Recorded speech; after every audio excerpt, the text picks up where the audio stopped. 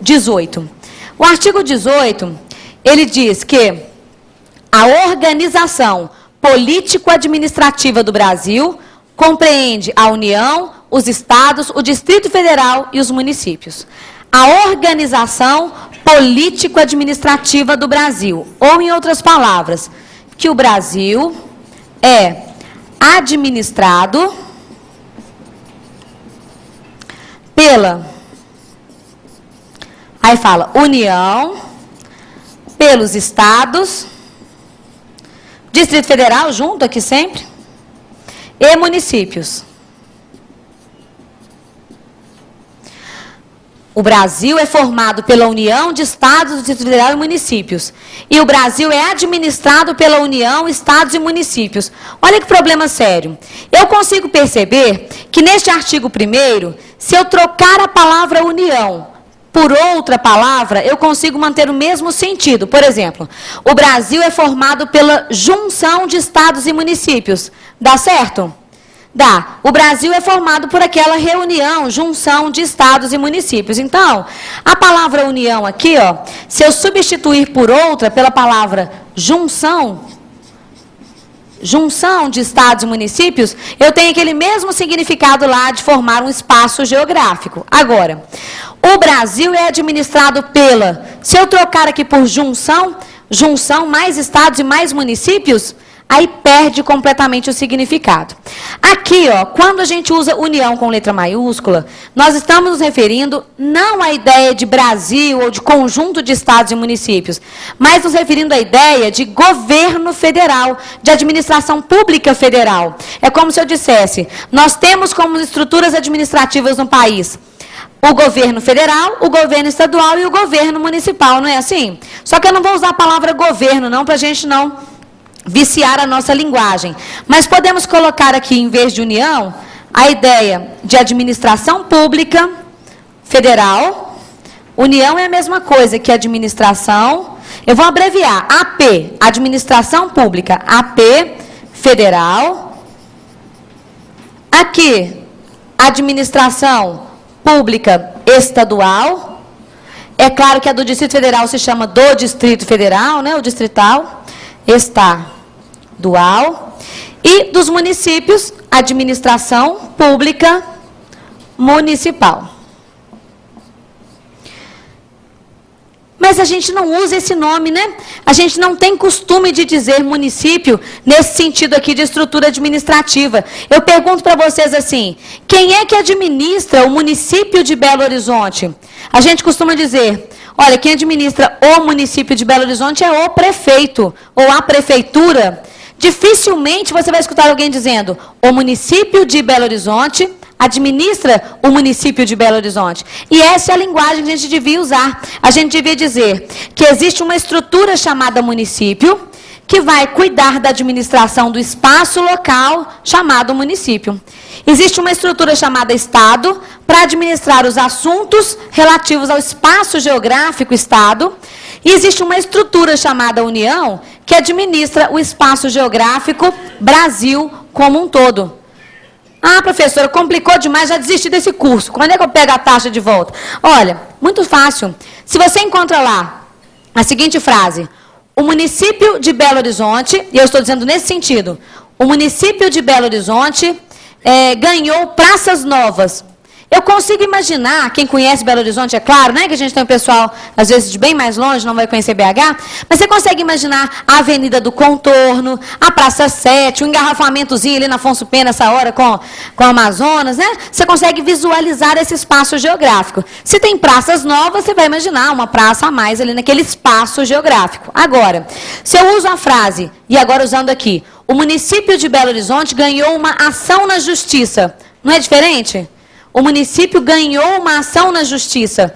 Eu estou falando agora da prefeitura, só que a gente não pode usar esse nome. Então, nas provas de vocês, né, no conteúdo de apostila e tudo mais, mas especialmente na prova de auditor, vocês vão encontrar lá, o município fez alguma coisa. Então, não é para pensar no espaço geográfico, eu preciso pensar na estrutura que é composta pelo prefeito, mais a Secretaria Municipal de Planejamento, Secretaria Municipal de Agricultura, Secretaria Municipal daquilo outro, ok? Quando eu digo assim, o estado de Minas Gerais tem montanhas, É espaço geográfico. Mas se eu digo, o Estado de Minas Gerais abriu concurso público, eu estou falando de estrutura administrativa, tá? A gente não se refere a Brasil com a palavra União com letra minúscula. É muito raro isso acontecer. Você, eu moro na União. Você fala, eu moro no Brasil, né? Brasil, sim, essa ideia de espaço geográfico, com essa diversidade toda, esses estados que a gente tem. Mas se eu digo União com letra maiúscula, eu estou me referindo à estrutura formada pela Presidência da República, mais os ministérios, mais as secretarias ligadas a eles, alguma, de repente, entidade ligada à administração federal, ok? Então, sempre nas provas de vocês, as palavras União, Estado e Município têm que ser pensadas nesse sentido de poder público, de administração pública, e não no sentido de espaço geográfico. Por que esta minha preocupação? É que mesmo a gente sabendo disso, não, a professora falou uma coisa tão óbvia, mesmo a gente sabendo disso, às vezes a gente faz interpretações errôneas por essa interpretação da ideia de espaço geográfico. Querem ver? Eu digo para vocês assim, a Lei 8.112 estabelece o Estatuto dos Servidores Públicos da União. A Lei 8.112 estabelece, vai trazer as normas, né, os direitos e deveres dos servidores da União. Se você pensar União com letra minúscula, você vai imaginar que se aplica a todos os estados e municípios. Se aplica, esqueci, se aplica à União, e não é.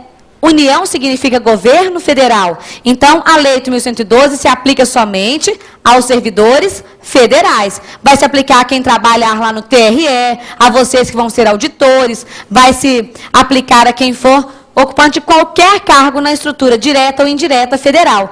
Mas não tem nenhuma ligação com o servidor estadual, nenhuma ligação com o servidor municipal. Vamos pensar uma coisa. Quando a gente pensa na estrutura de União, de Estado e de município, eu não posso desenhá-los um dentro do outro, porque um dentro do outro é espaço geográfico. Aqui eu tenho 3 estruturas administrativas distintas: o município, o Estado, a União. Cada um deles tem competências e atribuições específicas, separadas uns dos outros. Na Constituição, a gente já está fazendo a leitura agora detalhada dela, o artigo 30 ia dizer assim: compete ao município, ou seja, são atribuições do governo municipal, cuidar dos assuntos de interesse local. Qualquer assunto de interesse local é competência do governo municipal.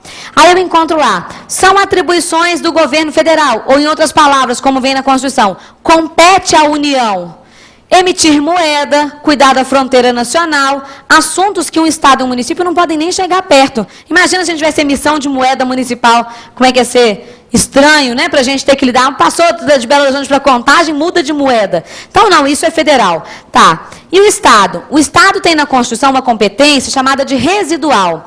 Tudo aquilo que não for competência nem do município e nem do Estado, da União, é competência do governo estadual. Então, tem lá, só quem pode cuidar de assuntos de interesse local, o município. Só quem pode emitir moeda, cuidar da fronteira nacional, dentre outras coisas que estão listadas no artigo 21, é a União. O que não é competência nem de um e nem de outro, é competência do Estado. Por exemplo, a Polícia Civil, ou seja, Polícia de Investigação, ela não consta nem na relação de atribuições específicas do governo federal e nem está compreendida dentro do conceito de interesse local. Então, ficou para o Estado, tá? E por assim vai. Bom, mas, para o município cuidar de um assunto de interesse local, por exemplo, cuidar da coleta do lixo urbano, da lei de uso e ocupação, onde é que a gente pode construir prédio, onde é que vai ser casa, esse crescimento urbano, para cuidar, por exemplo, de onde vai ser estacionamento rotativo, onde é que pode estacionar mais tempo, para cuidar desses assuntos de interesse local, o que o município vai ter que fazer? Ele terá que legislar sobre esses assuntos. Nós vamos ter lei municipal para cuidar dos assuntos de competência do município, lei municipal. Bom, o Estado também, quando for cuidar lá das questões sobre vou pôr abreviado aqui, sobre as questões da Polícia Civil, ou outras que sejam de interesse estadual, terá também que editar lei. Então, nós temos lá a Assembleia Legislativa, tivemos concurso agora recente, lei estadual também vai ter que existir. E também tem as atribuições, que são competência lá do governo federal, que também vai ter que ter lei federal. E a minha pergunta é, dessas leis que nós temos aqui, lei municipal, estadual e federal, qual delas tem maior vigência? Alguma delas é hierarquicamente superior às outras? Eu nem preciso escutar a resposta, porque eu tenho certeza que vão pensar assim, a lei federal, alguns vão pensar, tem mais importância que as outras. Mas não. Todo poder emana de quem? Do povo. As leis são feitas por cada um de nós. Seja uma lei municipal, uma lei estadual, uma lei federal, nós primeiro escolhemos nossos representantes, né, queridíssimos representantes, temos que lembrar que sempre são pessoas tão honestas, probas, né, gente, todos os dias tem notícia disso na televisão, mas então você tem lá o vereador, o deputado estadual, o deputado federal e o senador, que são os nossos representantes. Então não tem isso de vigência de uma lei ser melhor do que a outra, hierarquia. Todas as leis têm a mesma força de vigência. Ô, professora, mas tem uma coisa errada aí, porque eu já ouvi falar que quando um município não consegue cuidar, por exemplo, da questão de segurança pública, vem o Estado e pode intervir na administração municipal. Ele pode intervir não porque o governador seja hierarquicamente superior a um prefeito. Ele pode intervir porque nós, povo, escrevemos na Constituição da República que quando um desses entes não der conta do serviço, um outro terá que assumir. Então, não é por hierarquia de município, Estado e União que existe essa forma de intervenção. Tá? Professora, e as leis que se aplicam para todo o espaço, para todo o nosso território nacional?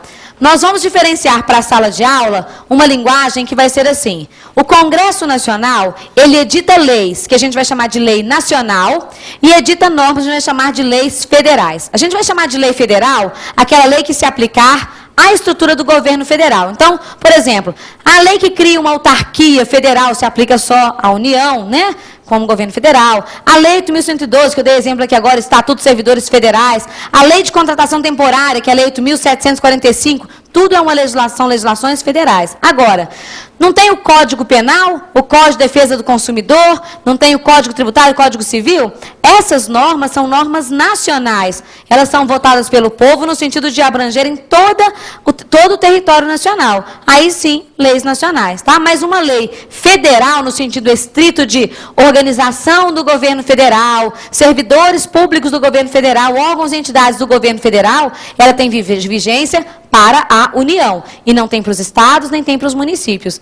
O governo federal colocou lá como hipótese de contratação temporária o recenseador do IBGE. Ah, então agora no município e no estado também é obrigatório isso. Não.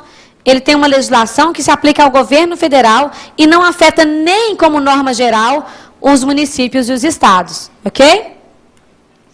Então, já temos aqui como concluir, primeiro, que União, Estado e município são estruturas administrativas desvinculadas umas das outras, são autônomas, cada uma vai ter que legislar para cuidar das suas competências, e essa legislação não está hierarquicamente colocada.